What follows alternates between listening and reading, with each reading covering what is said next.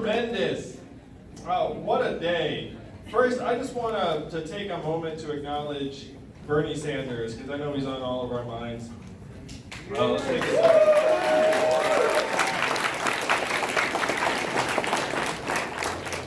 But we know Bernie will be back soon. I have to say that when you're campaigning for president, you end up hanging out with other candidates, like moments big and small. And so you can imagine campaigning around the country and then seeing someone week after week and then hearing that they get hospitalized because of a health problem. Like you were like, I just saw that person last week. No, he was fine, hale and hearty. And so I did what I'd urge all of you to do, which is call your parents, call your loved ones, just tell them that you love them, and just know that we have to make the most of the time we have. And that's what we're doing tonight here in Las Vegas. We're going to come together and talk about the future and what we can do to make it one that we're actually excited about.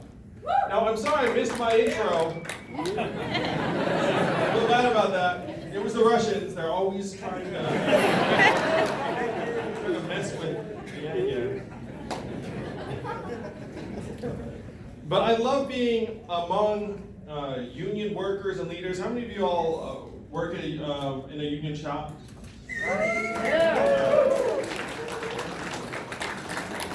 So to me, unions are like a fortress against the storm. There's been a storm brewing for decades. And the storm, unfortunately, is just gaining strength. It's this inhuman, punishing economy that now is seeing us less and less as human beings and more as inputs into a giant machine. And unions have been fighting this tide for years, decades. And unfortunately, unions have been fighting a losing battle. I met some of the leaders of the UAW, and they had me look into the history of the UAW, and holy cow, was that enlightening. Where you look into the history of the UAW and Walter Reuther and his brother, and what they had to do to fight for workers' rights. This man was literally shot in his own home. And he came back and said, you can't keep me down. His brother gets shot, can't keep him down. And they fight and fight. And unions are the reason why we have so many of the rights we enjoy today. But union membership peaked at 33% earlier, last century, it's 1940s. And then today it's down to 10%. Only 7% of private sector workers are in union today. And so what happened was there was like a literal life or death fight for workers' rights that went on.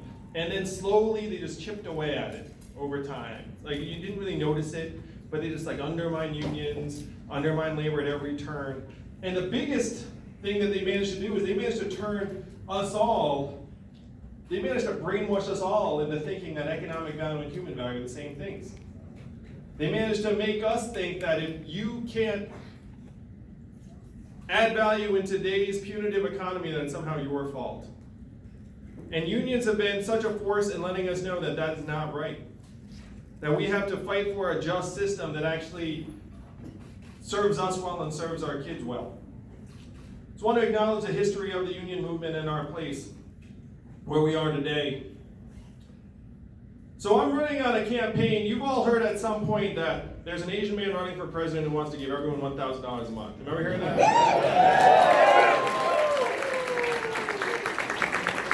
And the first time you heard it, you were like, haha, that's a gimmick, that's a joke. It's okay, I get it. Nothing like the first time, Las Vegas. But when you dig into it, this is not an Andrew Yang idea. This is a Martin Luther King idea. This is a Thomas Paine idea. This is an Elon Musk idea. Leaders from all over the map have said what you all are feeling right now, which is that we're in an era of economic change and we need to think differently. We need to think of ourselves as the owners and shareholders of the economy. And I know that you all feel this because Nevada is the #1 state out of the entire country for the proportion of jobs that are going to be lost due to automation. How many of you knew that? #1 in the whole country. And you think about it, what are the main economic drivers here in Las Vegas? One shout out, what are the big industries here? Gambling slash tourism slash hospitality. Among others. How many of you saw that MGM recently fired hundreds of bartenders and replaced them with robot bartenders? How many of you saw that? Oh yeah, I saw. Right? So to other parts of the country, they're like, oh, that's an interesting tidbit, that's an interesting little story, but you all know that those hundreds of bartenders have families, they relied upon those jobs to be able to feed and clothe their kids, and you also know that if MGM did it, how long is it going to take before some of the other casino companies follow suit? Not long. You're seeing that, and then you're seeing it creep into other parts of the hospitality and gaming industry. You're seeing the video blackjack replace the human dealer. You're seeing the self-serve kiosks pop up more and more. How many of you have seen the self-serve kiosks pop up at a McDonald's or a fast food restaurant? Food service and food preparation, the third most common job in the United States. And you know they're trying to shred that. Many people here in Nevada work in call centers. When you call a customer service line of a big company and you get the bot or software, you probably do the same thing I do, which is you go 000, human, and then it drinks on the phone. Right? How many of you all do that? In 2 or 3 short years, the software is going to sound like this. Hey, Andrew, how's it going? What can I do for you? It'll be efficient, delightful, a little bit sexy, apparently.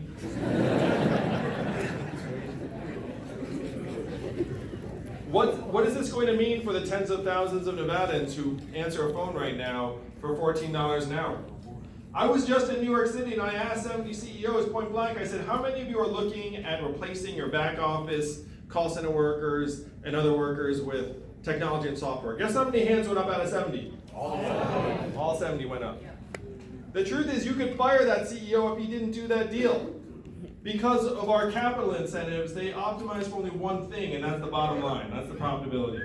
That CEO almost has no choice but to get rid of those back office workers and replace them with machines and software. How many of you have noticed stores closing around where you live here in Nevada? And why are those stores closing? Amazon. One word answer. Amazon soaking up $20 billion in business every single year. How much did Amazon pay in taxes last year? 0! That is your math, Nevada. 20 billion out, 0 back. Being a retail clerk is the most common job in much of the country. The average retail cashier or worker is a 39-year-old woman making between $9 and $11 an hour. When her store or mall closes, what is her next move going to be? We're in the midst of the greatest economic transformation in the history of our country, what experts are calling the 4th Industrial Revolution. When is the last time you've heard a politician say the words 4th Industrial Revolution? Just now. Just now. And you know I'm barely a politician, Nevada.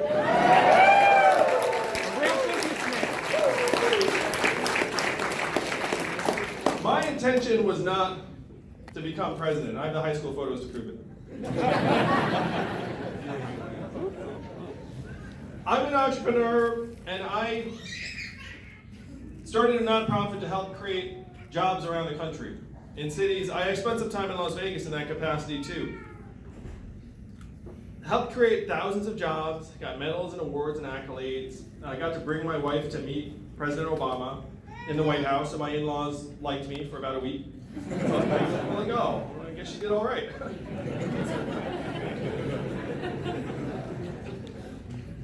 And then Donald Trump won the election in 2016. Now, many of you booed that result, or were sad, or watching TV and were like, oh, well, that happened. Some of you, I'm sure, celebrated and were happy about it.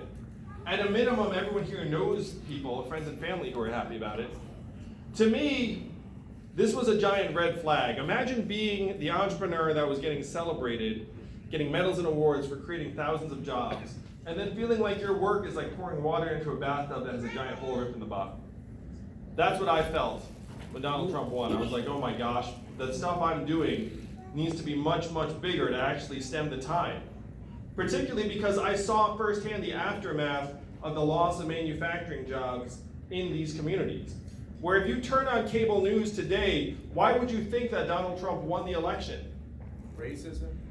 Racism, Russia, Stock market. Hillary, Facebook, FBI, the economy. But the real catalyst in the numbers, and I'm a numbers guy, was that we automated away 4 million manufacturing jobs in Michigan, Ohio, Pennsylvania, Wisconsin, Iowa. And if that list of states sounds familiar, those are the states that Donald Trump needed to win and did win. He won every single one of them. And if you dig into the voter district data, you find there's a straight line up between the adoption of industrial robots and the movement towards Donald Trump. So I went to Washington, D.C. with the facts and figures saying, look, it's not immigrants that are causing these problems. Am I right, Las Vegas?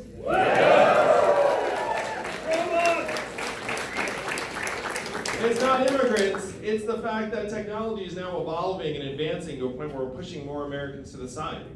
And what do you think the folks in Washington, D.C. said to me when I said, what are we going to do about the fourth industrial revolution? We can't do it. Yeah, the three responses I got were: number one, we cannot talk about that. Number two, we should study that further. And number three, the most common, was we have to educate and retrain all Americans for the jobs of the future. That sounds very responsible. But Las Vegas, do you all know how effective the government-funded retraining programs were for the manufacturing workers in the Midwest? 0 to 15%. 0 to 15%, that's right. They're a total dud. And when I said that to the folks in DC who said, we're going to educate and retrain everyone, and I was like, hey, we suck at that. Here are some studies. And then the response to that was, I guess we'll get better at it then. And then one person said something that brought me here to you all tonight in Las Vegas. He said, Andrew, none of us here in DC are going to do anything about this set of problems. Because this is not a town of leaders, this is a town of followers. And the only way we would do anything about it is if you create a wave in other parts of the country and bring that wave crashing down on our heads here in DC. And I said, challenge fucking accepted.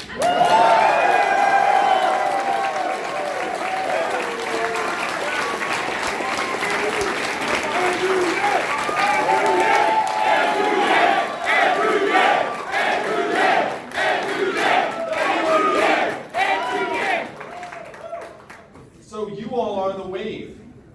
We're all here because we need your help here in Nevada. You will set the direction for the future of the country. I'm so glad I had a colleague with me when this guy gave me this little speech, because you'd think I was making that shit up. I'd be like, you get him. We can get him on the phone and be like, hey, you were there. Because that sounds like a movie supervillain speech. Turns out it was a DC lobbyist. They're very similar. So I said, okay, I get it. I have a mission. We're going to create that wave. Started running for president. That was a little while ago. But I stand before you today. I was 4th in the country in a recent poll for president of the United States.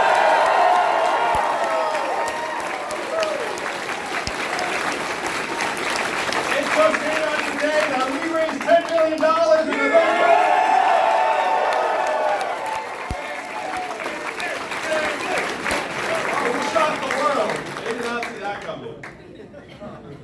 And if you dig into the numbers, it gets even better. 99% of that money was from small donors, people like you here in the room.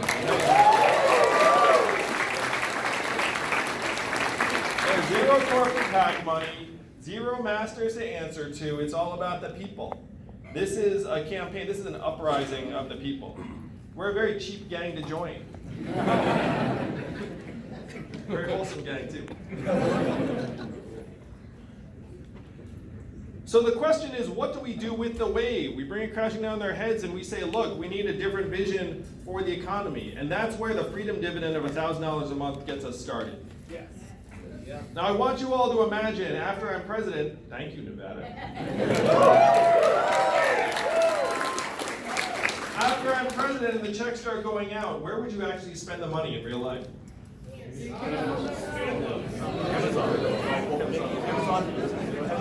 Student loans, someone said. Retirement, car repair, savings. How much of it would stay right here? Someone said marijuana. That's all right, because I want to legalize weed too.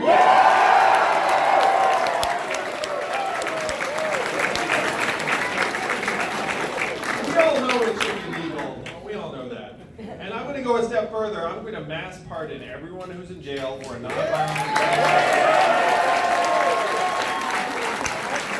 I'm going to pardon them all on April 20th, 2021, and then I'll high-five them on the way out of jail. And they're going to look around and be like, things have changed since I went in. You gotta ask, why are we always pardoning these rich weirdos? I want to pardon people no one has ever heard of. Like the anonymous American who just should not be in jail in the first place. That's the kind of person I want to pardon.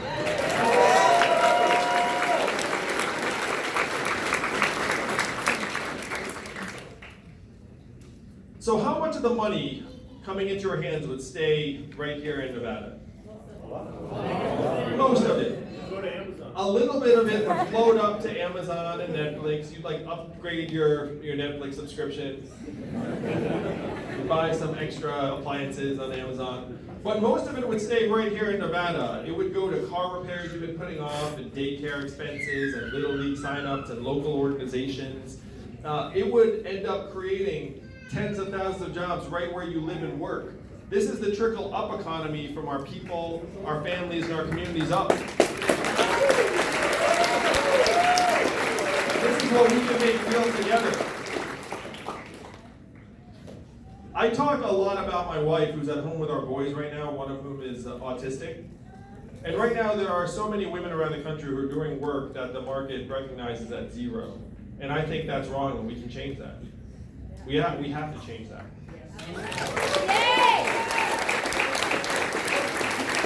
We know that this freedom dividend would go further for people who the market right now is leaving out. And unfortunately, that tends to be women and underrepresented minorities in our society.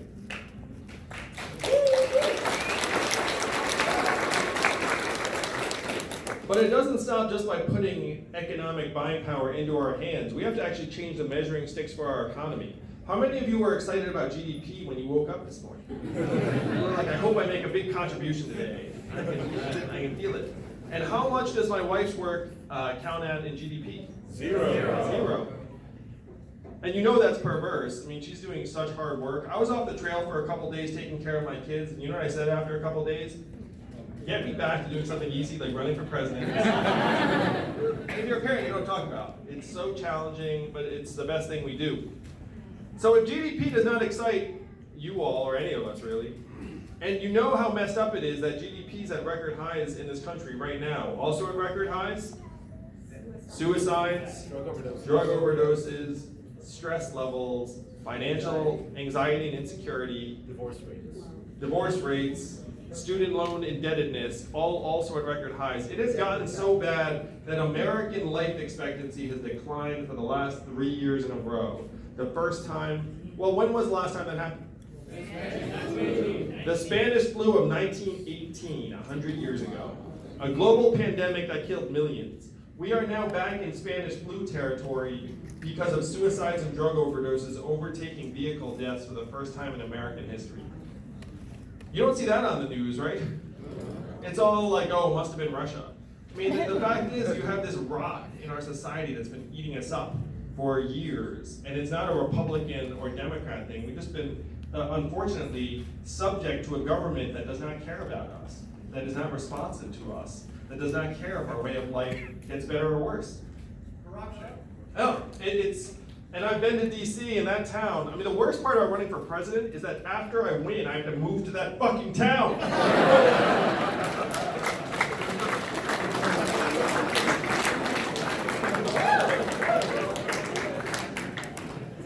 Oh, sorry. So DC right now is not unfortunately connected to our well-being. And part of it is that it has pushed these measurements onto us. It said, how are we going to measure the health of our society? GDP, stock market prices, headline unemployment rate. And we all know on some level that these measurements are bogus. Even Donald Trump as a candidate, what did he say? Fake news, these numbers aren't real. Remember that? Then he gets into office and all of a sudden he's like, ooh, the numbers are real. He was right the first time. The numbers are not real. So GDP as at record highs, even as our social ills are piling up. Stock market prices, the top 20% of Americans own 92% of stock market wealth. Bottom 80% own 8%. Bottom 50% own 0. Why on earth would you cheerlead for an economic indicator that only corresponds to the top 20% of your population? That makes no sense at all. And then headline unemployment, they like beat us with the headline unemployment stat all the time, being like, oh, it's great, it's 4%, it's 3.7%. Things it does not measure. Labor force participation rate, like if you drop out of the workforce, all of a sudden you don't count. Right now, our labor force participation rate is the same level as Costa Rica and El Salvador. You ever see that on the news? Also does not measure underemployment. If you're doing a job that is not what you're supposed to be doing based upon your education training, doesn't matter. Temp, gig, or contract work that don't have benefits, also doesn't matter. There are all of these problems that our economic measurements are not actually telling us about. And then they're beating us with them saying, hey, things are great, things are great, things are great, even though we know they're not great. Donald Trump's our president in part because Americans knew things were not great. He said, we're going to make America great again, and then what did Hillary say in response? America's already great. Remember that? And then it did not work out. Well, that was not the right answer.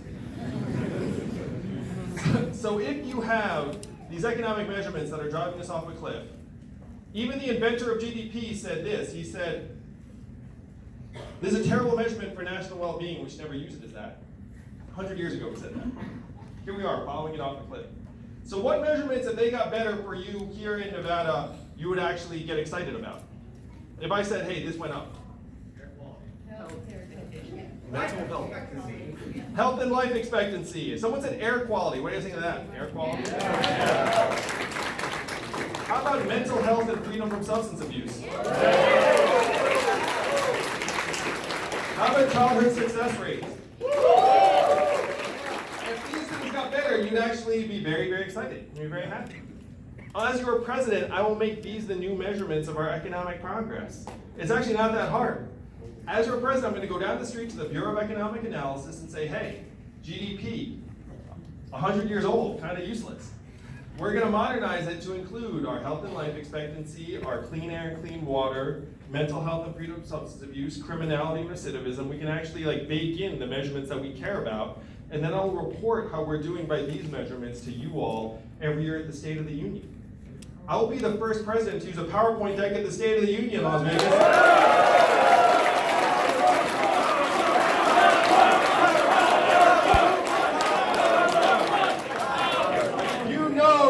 Campaign when people are actually cheering PowerPoint. So these are the things that would actually get us on track to solve our problems. If you don't have the right measurements, you can never make progress. How many of you run a business or started a business or run an apartment? Imagine if you had the wrong measurements. How's that business going to do over time? Really, really poorly. That's where we are as a society today. So those are a couple of the big ideas that we can actually make happen very, very quickly. And this is the secret. A lot of times in politics, we talk about things that we cannot actually change. But there is nothing stopping the majority of citizens of a democracy from getting together and voting ourselves a dividend. Nothing at all. Companies do it all the time. If you look at the companies that have declared a dividend, Verizon, Microsoft, Coca-Cola, they get together and say, you know what? Our shareholders should get some of our profits and earnings. Everyone says that's a great idea. It's time for the United States to do the same thing. Yeah.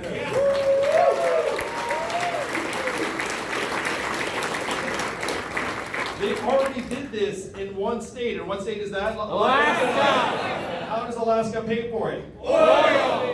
And what is the oil of the 21st century? Technology. Technology, AI, software. Someone said marijuana, right? Throw that in there. Why not?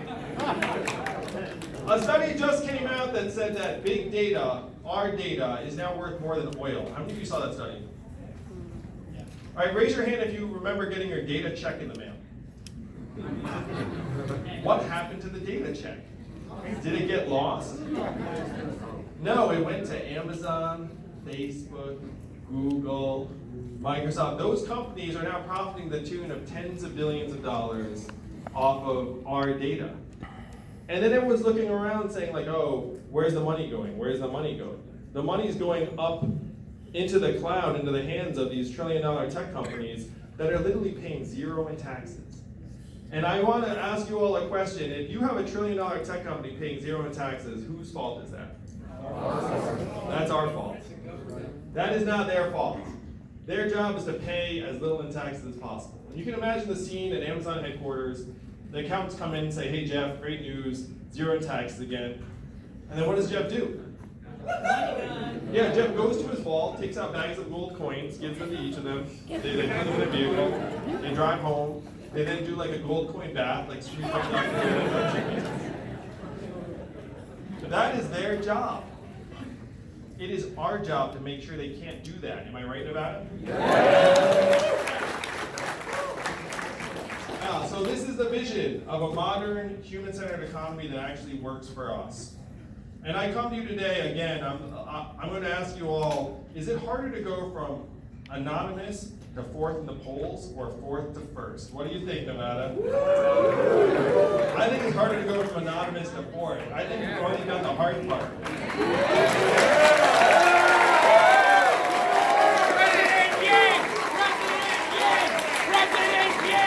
Thank you, brother. You've done the hard part, now is going to be the easy part, the fun part. And you all play a crucial role in this. Presidential candidates are going to come to Nevada over and over again because you are some of the most powerful people in our country today. You may not feel like you're just living your lives. You're like, hey, let's go to this thing. Some of the most powerful people in our society today. How many of you consider yourselves really into politics? Raise your hands. Raise your hand if this is like the first political thing you've been to. That's a pretty good mix of proportion.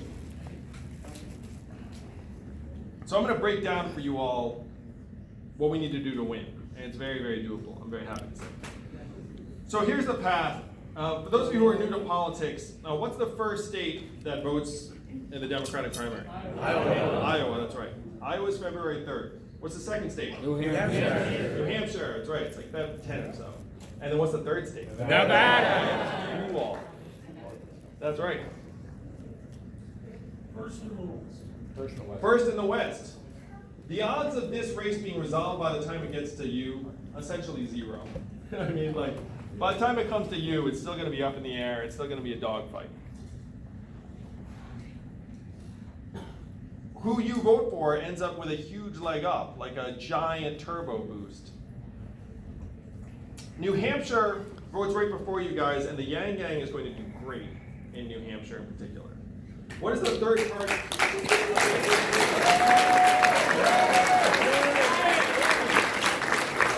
What is the third party in the state of New Hampshire? Libertarians. Yeah. And libertarians love the freedom dividend. It's like named after them. If you think about it, what's the state motto in New Hampshire? Live free or die, that's right. And New Hampshire has an open primary. If you're unregistered or Republican or independent, you can vote in the Democratic primary. So I'm going to give you this thought. If you were a Republican in New Hampshire, and your choice was either participating in Donald Trump stomping on William Weld, or voting in the much more interesting Democratic primary for the crossover candidate, I think you're going to choose the latter. And anytime you see polls of people in New Hampshire, who are they polling? Democrats, registered Democrats. So they're going to undercount our support at every turn because we're going to get the libertarians, the independents, and the Republicans who are crossing over. One of the reasons why our campaign is growing by leaps and bounds, what's the number one criteria for all Democratic primary voters as to who should be the nominee? Who can beat Donald Trump? Yeah, Yankees. You will.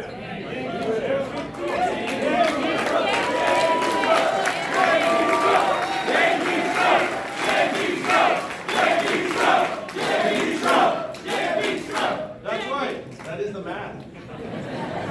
So here is that math. I'm one of only 2 candidates in the field that 10% of Donald Trump voters say they will support in the general election. Which means after I'm the nominee, we win the whole thing in 2020.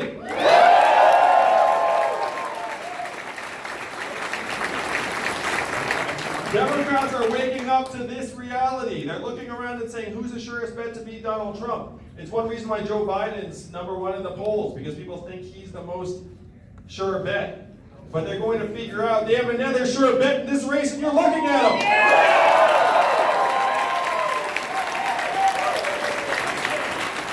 And you can feel in this room why we're going to be so successful, because this is the campaign that can draw in disaffected Trump voters.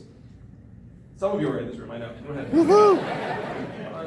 ahead, raise your hands a little bit. Let's acknowledge someone. Someone's here. They're in the back. Let's give them a round of applause. Right here.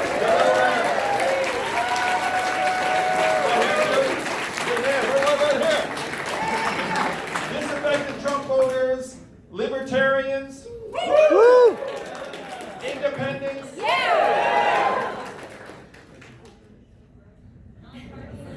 not partisan, newcomers to politics, and Democrats and progressives. We can build a much broader coalition to take on and defeat Donald Trump in 2020 than any other candidate in the field. Because it's not left, it's not right, it's forward! That's what we're going to take the country in 2020 no matter.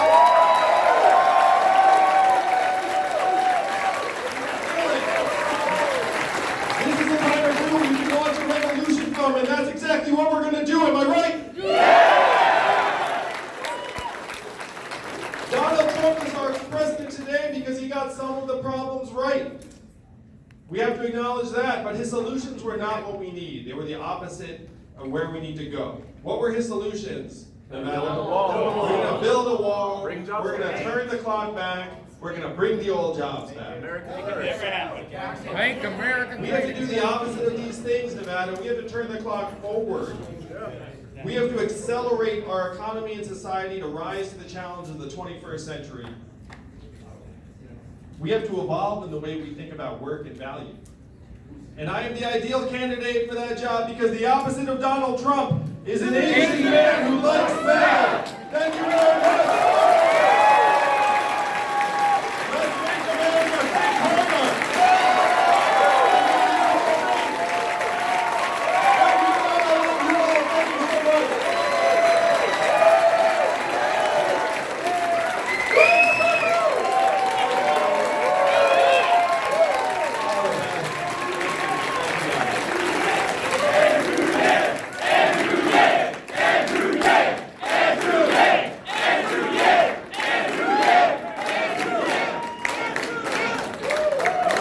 Thank you all so much. I think now we're going to take some questions. Is that right? Let's do some questions. I love it. You guys, what I always do is I start off with someone who's close to the mic, so they can just take the mic and then ask a question. Mike's awesome. Hello. Wow, this is kind of amazing. I actually saw you back in April, and I'm really happy to see you again. But anyway, the thing is, all right, so this is actually something that really matters to me, and it's something that I think really needs some more recognition. So I'm 19 years old. I'm turning 20 in just a few days, but my brother is 18, and he has type 1 diabetes. And it is something that affects so many people in the United States, diabetes. And what a lot of people aren't saying is that people with diabetes are dying because insulin prices in this country are insanely high. And they're dying because they're rationing out their insulin. They're dying because there's a huge problem in this country where people can't get their insulin. It's not happening in Canada or Mexico or Britain, any other developed country in the world. Dude. And when he turns 26, when he's off of his plan, when he's off the parents' plan, what's going to happen is that he's not going to have access to this healthcare plan anymore. He's going to be on his own. And I don't know what's going to happen by the time it's 2026. I don't know if, what's going to change, if he's going to have access to his medication. And there's so many people who already have diabetes that are dying